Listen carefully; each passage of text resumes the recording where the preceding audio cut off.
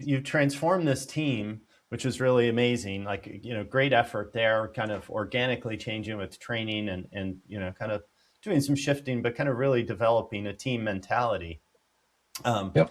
and you did it in the midst of a massive data center migration. And I can't speak, enough about how hard these kind of migrations are without Yes. any customer impact.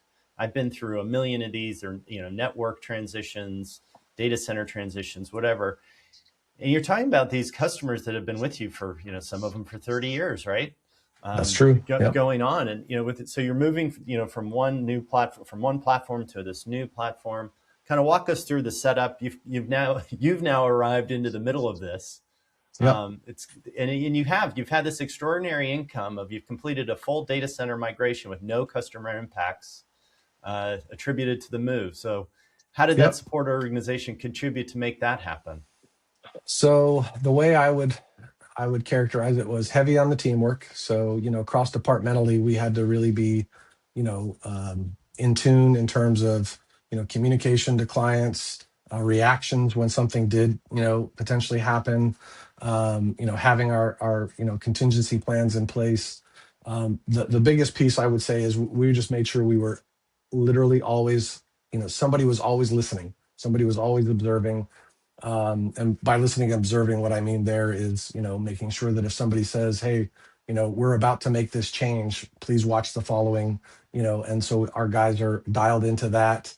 If, something, and plus, by the way, we're doing normal course of business. So while they're trying to keep an eye on whatever transition is about to take place, I've got to make sure I've got people sort of in place for the regular call that comes in for the email customer that wants their password reset or something like that. So, and it's a small team. I mean, we've got about 20 folks on the team in total. So, managing that around the clock and doing a data center move was, it took a lot of coordination and just, I will say this, it's probably the year that I've slept the least, but also the most rewarding year. Like I really, I look back and I'm just like, I love this team, man. Like they've really stepped into their, to their strengths, I would say.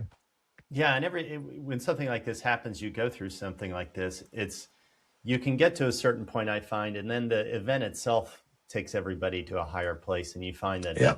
the momentum just keeps going, and so congratulations on that and all that Yeah. hard Thank you. work. You've seen this a lot in your career. You've been at a lot of different types of organizations.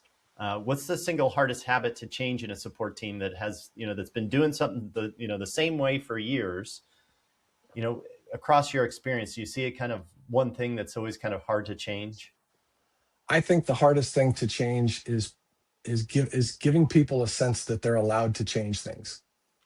Oftentimes, like you said, they've been doing it this way for years. And if I ask the question, well, why do we do it this way? They tell me, and then I say, why don't we change it? And they're like, I don't know. I'm like, so that's one thing I like about Marty, our CEO, is he's like, Chris, if we don't like a thing, just change it. If it doesn't work, change it back and then find something else.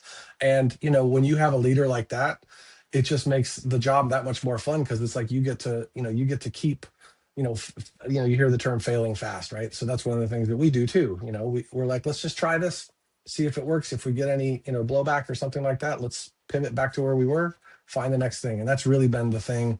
But once those people learn that it's okay to do that, it's so much fun to even kind of sit back and watch, just watch them start to do it without needing your thumbs up, that it's okay.